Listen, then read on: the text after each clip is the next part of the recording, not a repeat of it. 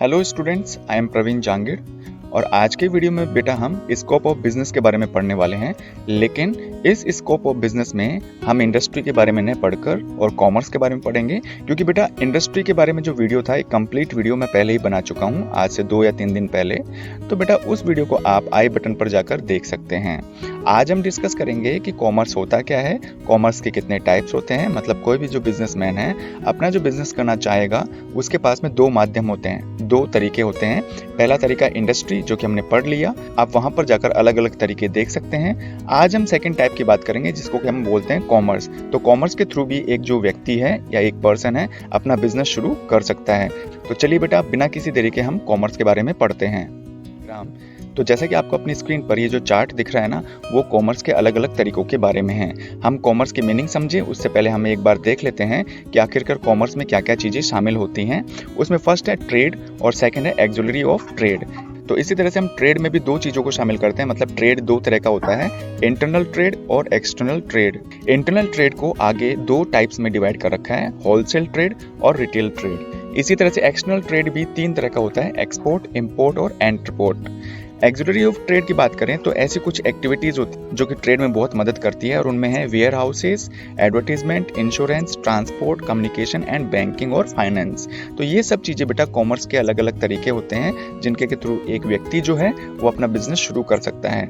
अब आगे जाकर बेटा हम इन सभी टाइप्स की मीनिंग देखेंगे, इनके कुछ फीचर्स के बारे में डिस्कस करेंगे। तो चलिए सबसे पहले यदि हम कॉमर्स के बारे में जानना चाहें तो कॉमर्स की मीनिंग कुछ इस तरह से है, all the economic activities which help in distribution of goods and services to the final customers are called commerce. तो बेटा जो कॉमर्स होता है ना, उसका मतलब भी यही होता है कि ये एक इकोनॉमिक एक्टिविटी होती है। मतलब इस एक्टिविटी को करने के बाद में आपको किसी न किसी तरह की इनकम जरूर मिलेगी, और ये जो कॉमर्स है गुड्स और जो सर्विसेज है इनको डिस्ट्रीब्यूट करने में मदद करता है। बेटा आपको पता है कि यदि एक बार गुड्स का प्रोडक्शन हो जाए तो उसके बाद में उसको डिस्ट्रीब्यूट करना बहुत जरूरी है। तो जो गुड्स का प्रोडक्शन था वो हमने इंडस्ट्री वाले सेक्टर में देख लिया। इंडस्ट्री का काम क्या होता है, गुड्स को प्रोड्यूस करना। अब जो प्रोड्यूस्ड गुड्स है उसको फाइनल कस्टमर तक भी पहुंचाना है। तो ये सारे काम कौन करता है, डिस्ट्रीब्यूशन वाले। सारे के सारे जो काम होते हैं बेटा वो कॉमर्स की कैटेगरी में इंक्लूड किए जाते हैं। अब यदि हम कॉमर्स का जो फर्स्ट टाइप है ट्रेड, इसकी बात करें तो ट्रेड की मीनिंग कुछ इस तरह से है बेटा, trade refers to an economic activity that involves buying and selling goods and services. तो बेटा जो ट्रेड है वो भी एक इकोनॉमिक एक्टिविटी है जिसमें कि केवल और केवल गुड्स एंड सर्विसेज को खरीदना और बेचना, ये 2 चीजें शामिल होती हैं। और ये जो खरीद फरोख्त है ये किन के बीच में हो सकती है, 2 या फिर 2 से ज्यादा जो पार्टीज होती हैं। एक पार्टी बेचने वाली होगी तो दूसरी पार्टी खरीदने वाली होगी। तो ये जो पार्टीज है 2 भी हो सकती हैं, और ये जो ट्रेड है वो 2 से ज्यादा पार्टियों के बीच में भी हो सकता है। यदि इस तरह का जो ट्रेड है केवल 2 पार्टीज के बीच में होता है तो उसे हम बोलते हैं बाइलेटरल ट्रेड। लेकिन यदि ये 2 से ज्यादा पार्टीज के बीच में होता है, क्या होता है, ट्रेड होता है। ठीक है, तो इसको हम बोलेंगे मल्टीलेटरल ट्रेड। यदि हम बात करें टाइप्स ऑफ ट्रेड की तो बेटा ट्रेड भी 2 तरह का होता है। एक होता है इंटरनल ट्रेड जिसको कि डोमेस्टिक ट्रेड कहते हैं। डोमेस्टिक ट्रेड का मतलब ये होता है कि सेलिंग और बाइंग, जो गुड्स का सेलिंग और बाइंग होता है वो बेटा देश के अंदर ही होता है। यदि हम सेकंड टाइप की बात करें तो वो है एक्सटर्नल ट्रेड जिसको कि हम इंटरनेशनल ट्रेड भी कहते हैं। और इसमें बेटा जो गुड्स का सेलिंग और बाइंग होता है वो देश से बाहर किया जाता है। इसका मतलब ये है कि यदि आपने किसी भी गुड्स का प्रोडक्शन अपने देश में किया है तो यदि आप उसको देश से बाहर बेचते हैं या देश से बाहर की चीजों को अंदर खरीद कर लाते हैं तो उसे हम क्या बोलते हैं, एक्सटर्नल ट्रेड। यदि हम इंटरनल ट्रेड के टाइप्स के बारे में बात करें तो ये 2 तरह के होते हैं। फर्स्ट है wholesale trade. Wholesale trade means buying goods in large quantity from the manufacturer or producer and selling in small quantity to the retailers. तो बेटा होलसेल ट्रेड ऐसा ट्रेड होता है जिसमें कि जो होलसेलर होता है ना वो मैन्युफैक्चरर या प्रोड्यूसर से बड़ी मात्रा में चीजें खरीद लेता है और उनको आवश्यकता अनुसार रिटेलर को बेचा करता है। तो इस तरह के ट्रेड को हम क्या बोलते हैं, होलसेल ट्रेड। रिटेल ट्रेड में क्या होता है बेटा, retail trade means buying goods in large quantity from the wholesaler and selling in small quantity to the final consumers. तो बेटा रिटेल ट्रेड में क्या होता है कि जो रिटेलर है वो अपने होलसेलर से बड़ी मात्रा में चीजें खरीद लेता है और कस्टमर को उनकी सुविधा के अनुसार छोटी छोटी मात्राओं में बेचा करता है। तो इस तरह के ट्रेड को हम क्या बोलते हैं, रिटेल ट्रेड। ठीक इसी तरह से यदि हम एक्सटर्नल ट्रेड के टाइप्स के बारे में बात करें तो जैसा कि मैंने पहले कहा था कि जो एक्सटर्नल ट्रेड है वो 3 तरह का होता है। फर्स्ट जिसको कि हम बोलते हैं एक्सपोर्ट, इसमें क्या होता है, selling goods and services to other countries. यदि दूसरे देश को गुड्स एंड सर्विसेज बेची जा रही हैं तो इस तरह की एक्टिविटी को हम एक्सपोर्ट कहेंगे, जबकि जो इंपोर्ट होता है वो एक्सपोर्ट का जस्ट अपोजिट होता है। इसमें जो गुड्स एंड सर्विसेज हैं वो दूसरी कंट्री को बेची नहीं जाती, खरीदी जाती हैं। अगर हम बात करें एंटरपोर्ट की तो बेटा ये buying goods from the other country, जैसे मान लो कि हमने किसी दूसरे देश से कोई चीज खरीद ली and selling the same goods to the different country, और उसी गुड्स को खरीद कर हमारे देश में लाकर उसमें कुछ चेंजेस करके और ऊंचे दामों में हमने किसी और दूसरे देश को बेच दिया। तो इस तरह का जो बाइंग और सेलिंग है ना, वो क्या कहलाता है बेटा, एंटरपोर्ट। यदि हम एक्सुलरीज टू ट्रेड के बारे में बात करें तो all the economic activities which helps trade in smooth buying and selling are known as auxiliary to trade. Auxiliary of trade भी इकोनॉमिक एक्टिविटीज ही होती हैं जो कि सिंपली जो हम सेलिंग और बाइंग करते हैं ना चीजों का, जिसको कि हम ट्रेड बोलते हैं, तो ऐसी सेलिंग और बाइंग में वो थोड़ी सी हेल्प कर देती हैं। अब एक्सुलरीज टू ट्रेड में किन किन चीजों को शामिल किया जाता है, उनमें मेनली जो है बेटा 6 हैं। हो सकता है इसके अलावा भी ट्रेड की काफी सारी चीजें जो है मदद करती हों, लेकिन मेनली हम इन 6 पॉइंट्स के बारे में डिस्कस करेंगे। फर्स्ट है warehouse, second advertisement, third है इंश्योरेंस, ट्रांसपोर्ट, कम्युनिकेशन, बैंकिंग और फाइनेंस। तो चलिए बेटा अब हम आगे की स्लाइड में इन सभी 6 पॉइंट्स को डिटेल से पढ़ते हैं। तो बेटा एक्सुलरीज टू ट्रेड में आने वाला जो फर्स्ट पॉइंट है वो है बेटा वेयर हाउसेज। तो सबसे पहले देखते हैं वेयर हाउसेज क्या होते हैं। Warehouse is a building used to store goods for long time. तो बेटा वेयर हाउस एक ऐसी बिल्डिंग होती है जिनमें कि गुड्स को स्टोर किया जाता है लंबे समय के लिए and releasing them when they are needed, और फिर बाद में बेटा वेयर हाउसेज से आसानी से अच्छी क्वालिटी के रूप में उन गुड्स की जब भी जरूरत पड़ती है तो वहां से उनको रिलीज कर दिया जाता है। तो सिंपली हम कह सकते हैं कि वेयर हाउसेज ऐसी बिल्डिंग होती है जो कि अनसोल्ड स्टॉक्स और जो ज्यादा मात्रा में प्रोड्यूस्ड गुड्स है उसको स्टोर करने के लिए लंबे समय तक काम में आते हैं। अगर हम बात करें वेयर हाउसेज के टाइप्स की तो private warehouses, public warehouses और बॉन्डेड वेयर हाउसेज, ये 3 टाइप वेयर हाउसेज के मेनली होते हैं। प्राइवेट वेयर हाउसेज बेटा जो मैन्युफैक्चर के द्वारा ही बने जाते हैं ताकि वो अपने जो प्रोड्यूस्ड गुड्स है उनको लंबे समय तक वहां पर स्टोर कर सके।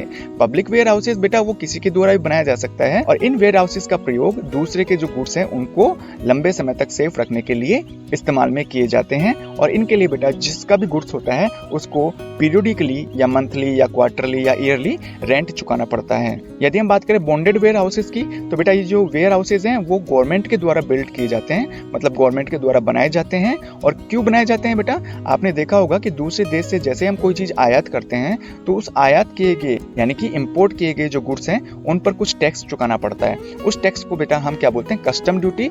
तो जब तक वो टैक्स उस गुड्स पर चुका दिया नहीं जाता है तब तक गवर्नमेंट के द्वारा उस गुड्स को जिन वेयर हाउसेज में रखा जाता है उनको हम बॉन्डेड वेयर हाउसेज कहते हैं।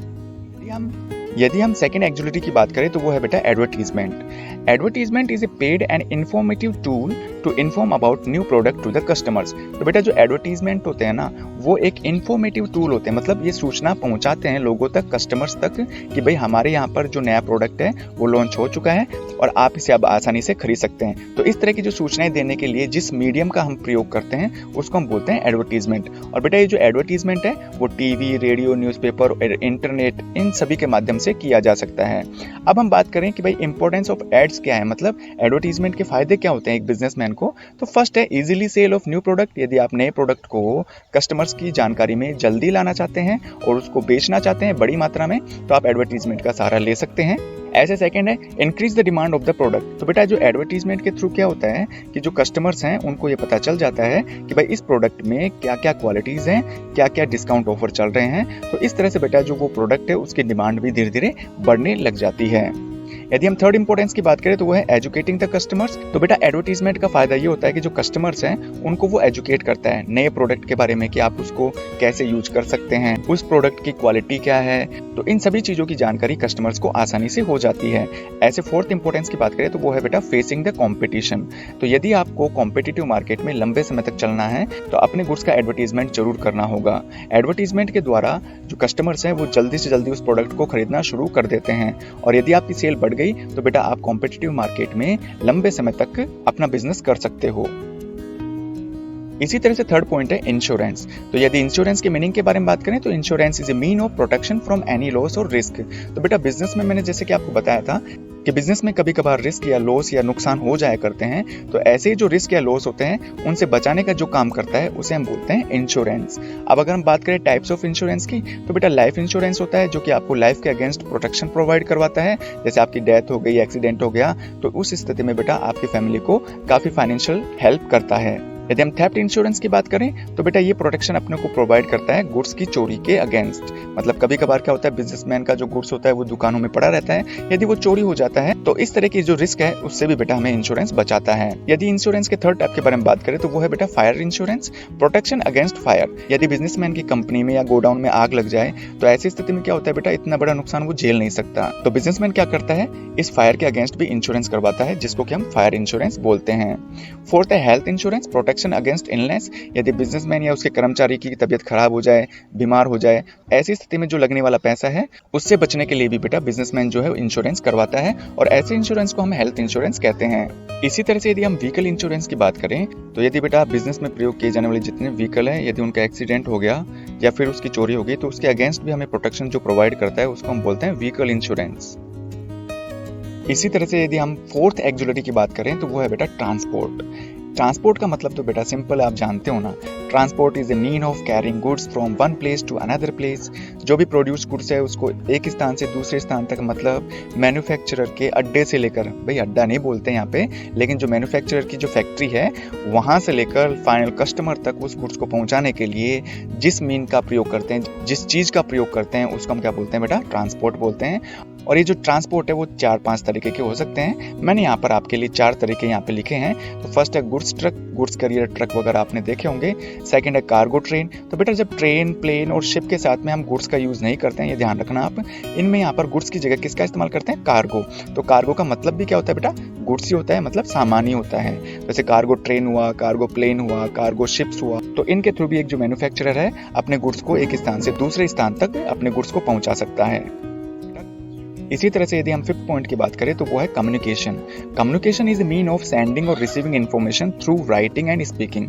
तो बेटा लिखकर या बोलकर यदि आप इन्फॉर्मेशन को रिसीव कर रहे हो या सेंड कर रहे हो, मतलब जो भी आपके पास सूचना है वो आप किन के माध्यम से भेज रहे हो और कैसे प्राप्त कर रहे हो, तो इसी चीज को हम क्या बोलते हैं, कम्युनिकेशन बोलते हैं। और जो मीन्स ऑफ कम्युनिकेशन है, मतलब हम कम्युनिकेशन किन किन सोर्सेज के थ्रू कर सकते हैं, तो उसमें फर्स्ट है टेलीफोन, सेकंड लेटर्स है, थर्ड ईमेल है, फोर्थ टेक्स्ट मैसेज है। और बेटा आजकल जैसे आप देख रहे हो ना व्हाट्सएप वगैरह, टेलीग्राम वगैरह, तो ये भी बेटा एक बहुत ही इफेक्टिव मीन्स ऑफ कम्युनिकेशन की कैटेगरी में इंक्लूड किए जाते हैं। यदि हम 6 पॉइंट की बात करें, सॉरी बेटा यहाँ पर 5th पॉइंट लिखा गया गलती से, लेकिन बेटा एक्चुअल में ये 6 पॉइंट है और वो है बैंकिंग एंड फाइनेंस। तो सबसे पहले हम जानते हैं बैंक क्या होता है। तो bank is an institute that accept deposits and lends money. तो बेटा बैंक एक ऐसा इंस्टीट्यूट होता है जो कि अपनी जो डिपॉजिट्स होती हैं, अपनी जो सेविंग्स होती है उनको एक्सेप्ट करता है। एक्सेप्ट का मतलब जमा करता है और अपने को जरूरत पड़ने पर उधार भी देता है। यदि हम बात करें टाइप्स ऑफ बैंक की, तो बेटा ये 2 तरह के होते हैं। फर्स्ट है प्राइवेट बैंक और सेकंड है गवर्नमेंट बैंक। प्राइवेट बैंक जो होते हैं वो प्राइवेट कंपनी के द्वारा चलाए जाते हैं या हमारे जैसे लोगों के द्वारा चलाए जाते हैं जो कि प्राइवेटली अपना बिजनेस कर रहे हैं बैंकिंग के थ्रू। और जो गवर्नमेंट बैंक है बेटा वो गवर्नमेंट के द्वारा ऑपरेट किए जाते हैं, गवर्नमेंट के द्वारा कंट्रोल किए जाते हैं।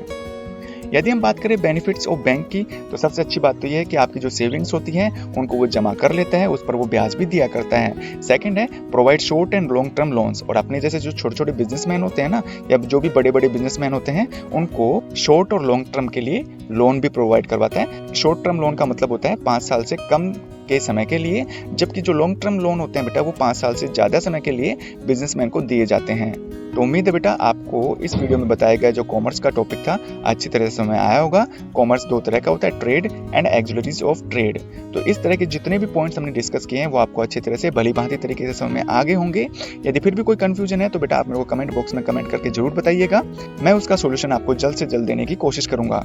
यदि वीडियो पसंद आया तो बेटा इसे लाइक करिए, अपने फ्रेंड्स में इसको शेयर करना न भूलिए। यदि आप चाहते हैं इसी तरह के वीडियोस के नोटिफिकेशन सबसे पहले आपके मोबाइल पर पहुंचे तो बेटा इसके लिए आप मेरा चैनल सब्सक्राइब कर सकते हैं। थैंक यू बेटा।